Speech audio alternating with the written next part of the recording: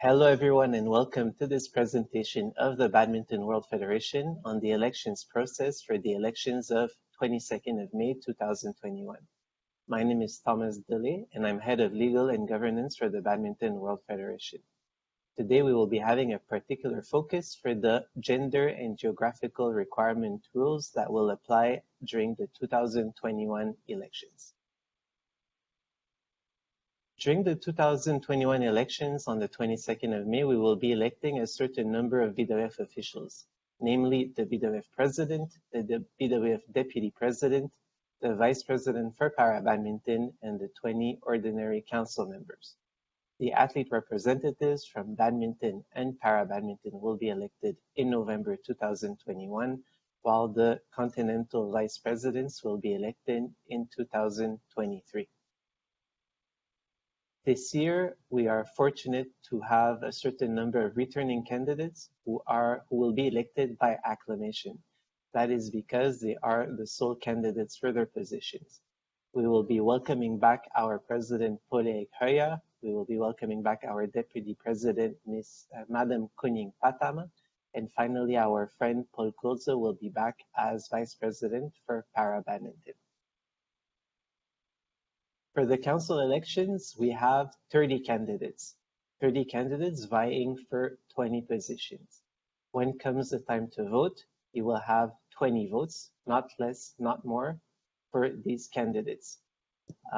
The voting application, the voting platform will let you know how many candidates you have selected to ensure that you have 20. It will not allow you to go further if you don't have 20 votes.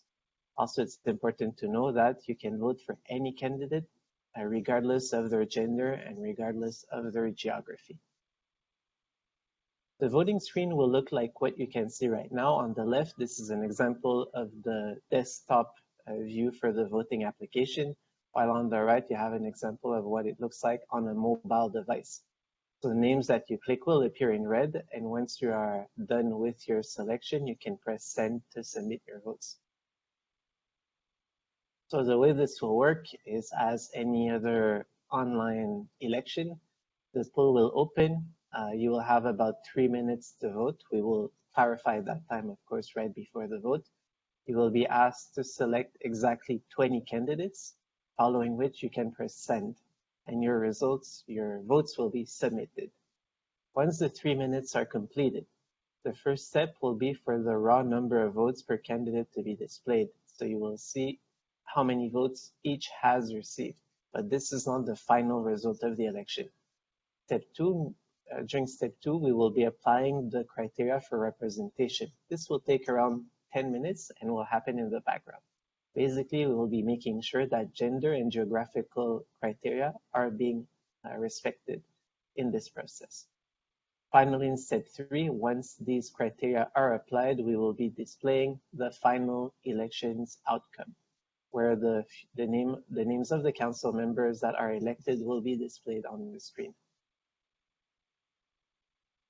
In step one, I mentioned you would be seeing the raw number of votes per candidate, so it would look as what you would have right now on the screen with the total number of votes and the names of each candidate. In step two, as I mentioned, we are applying the gender and geographical requirements. Those, as you know, are requirements that were adopted in 2020 during the AGM. So they are all in what we call Appendix 1 of the BWF Constitution. Today is a presentation. Of course, we're summarizing a little bit, but you will find all the technical rules on this topic in Appendix 1 of the Constitution. Let's see now at how these rules work in practice. First, in Appendix 1, we define what is a geographical allocation per continent. So this means the number of people from each continent that we expect to see on council. Those are based on voting strengths and on historical factors. So in the case of Asia, we have 10 seats, Europe has 9 seats, Panama has 3 seats, Africa has 3 seats, and Oceania has 2 seats. Simultaneously, we wanted to ensure that all of these continents are represented by at least 30% of men and 30% of women. Therefore, for Asia and for Europe, you have a minimum of 3 women and 3 men among their delegation. Panam, Africa, and Oceania each have a minimum of 1 man and 1 woman representing them. Now, this calculation doesn't include every council member. It includes most of them. It includes the president, the deputy president, the 5 continental VPs, as well as the 20 ordinary council members. We've excluded from this calculation the VP for para badminton and the athlete representatives because they represent a smaller community and we didn't want to impose extra constraints on their election. So actually we are fortunate because we can do a certain number of the calculations before the AGM starts. The election cycle starts with the election of the continental VPs. So as of the AGM on the 22nd of May, we will have 5 continental VPs in place. Their names are shown. You have Jasem Kanso, who's from Asia and who is a male. These details are important, as we will see. We have João Matos from Europe, a male. Vishu Tolan from Panam, a male. Michelle Bao from Africa, a male as well. And finally, Geraldine Brown from Oceania, who is a female. So we will be recording the gender and the continent of each of these individuals, and we will be subtracting them from the total allocation, as I will show right now. You will remember that Asia has 10 seats. To take Asia as an example, a minimum of which needs to be 3 women and 3 men. We have Jasem Kanso as the continental vice president, is an Asian man. Therefore, Asia has used up 1 of its seats. It has 9 seats left. Of these seats, 3 more are reserved for women. That's not changed, but however now, 2 are reserved for men because Jasem is already using 1 of these seats. If we look at Panam now, Panam has 3 seats to begin with, and the minimum needs to be 1 woman and 1 man. Vishu Tolan is a man from the Panam region. Therefore, Panam has now 2 seats, and of these 2 seats, 1 more is reserved for a woman because Mr. Tolan is using up 1 of the seats, the seat allocated for a man. If we do a similar exercise for all of the continents, taking into account the continental VPs, we have what you can see on the screen now.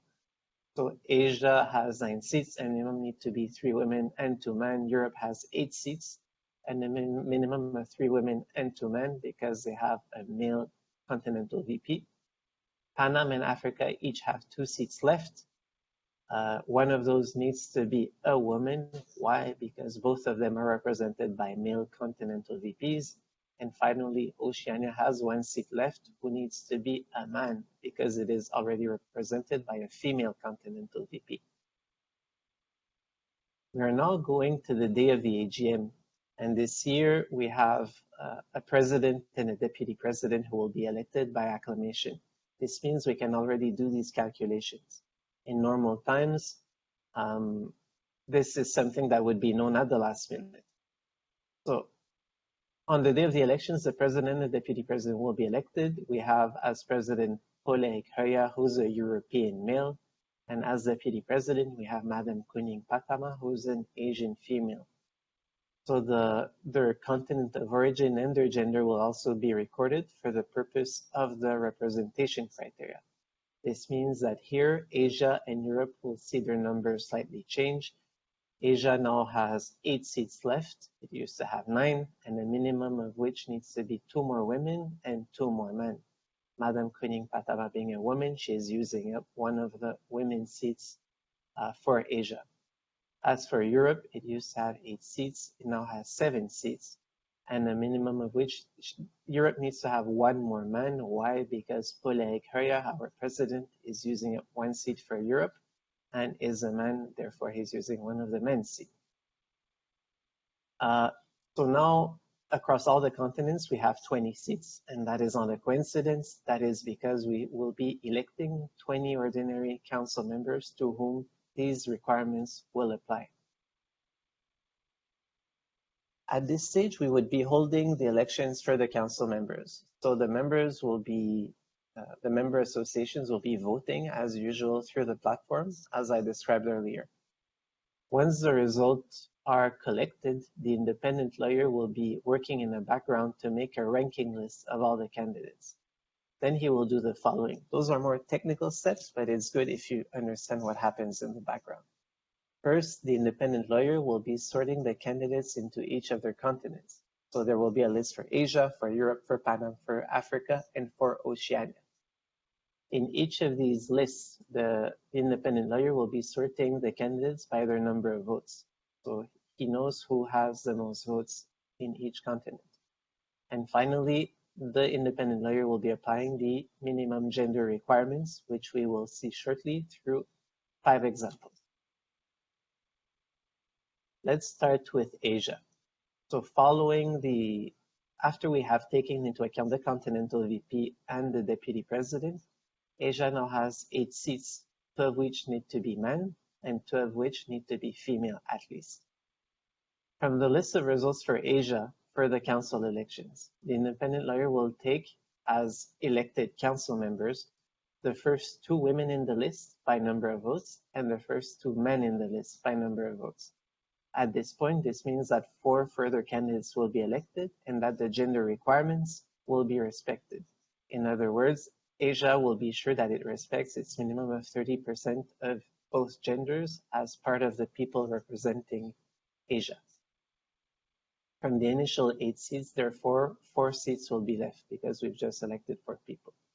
For the remaining 4 candidates, the independent lawyer will be looking at the 4 candidates with the highest number of votes, regardless of their gender, and those candidates will be elected as council members electing Asia.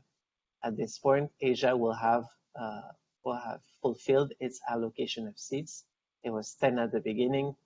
Before the council elections, it was 8, and 8 Asian council members were just elected, including 2 men and 2 women. Europe had 7 seats left to fill at the beginning of the council elections, 3 of which were reserved for women and 1 of which was reserved for men. So from the list of results for Europe, the independent lawyer will take the first 3 women by number of vote and the first man by number of vote. Following this process, 4 candidates will be elected and the gender requirements for Europe will be already respected. Following the elections of these 4 candidates, 3 seats will be left in Europe allocation. For these 3 candidates, the independent lawyer will take the 3 remaining candidates with the highest number of votes, regardless of their gender, to be elected on the BWF Council and representing Europe. As a conclusion, Europe will have 7 council members.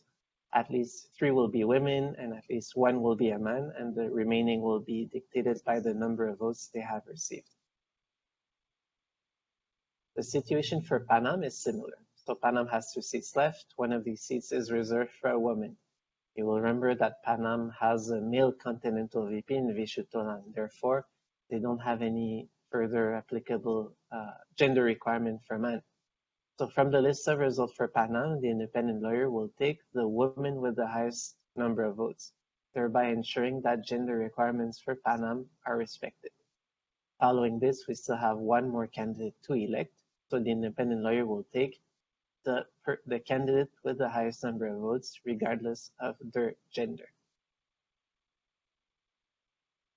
The situation for Africa is identical to Panama because it's also represented by a male continental VP, Mr. Michel Bao. Africa has 2 seats left to fill, and 1 of them is reserved for a woman.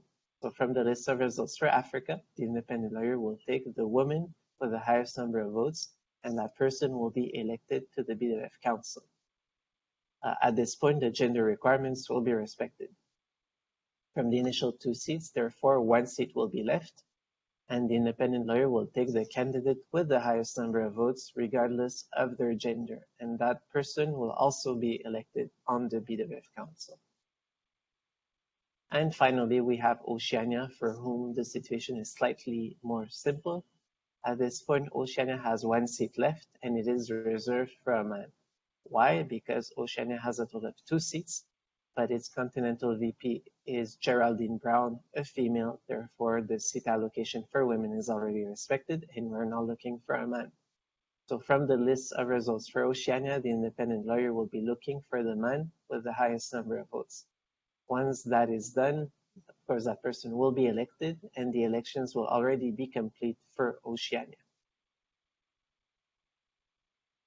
Following this exercise, the independent lawyer will share the results, the outcome of the elections with the AGM, and this information will be shared on the screen.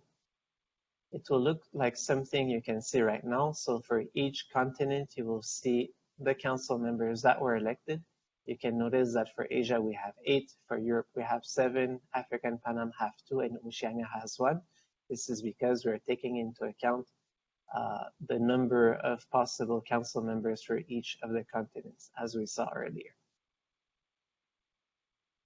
As a conclusion to this process, following the elections, we will be very pleased because the BWF will have a representative council, both in terms of gender and of geography. First, elected officials will be representing all of the badminton regions, all of the 5 continents represented in badminton based on history and based on voting strength. Secondly, both genders will be represented on council by at least 30% of elected officials, both at the general council level, but also within each of the delegations from each of the continents that will be present. We hope that this will set the tone further for coming years and help us make badminton a great sport all around the world. This concludes my presentation on gender requirements, gender and geographical requirements. If you have any questions, please do not hesitate to put them forward. We are available by email. We will also be introducing this topic during the regional presentation for each of the members, for each of the regions, so in summarized form, but we will be ready to take on your questions if you have any. Thank you very much.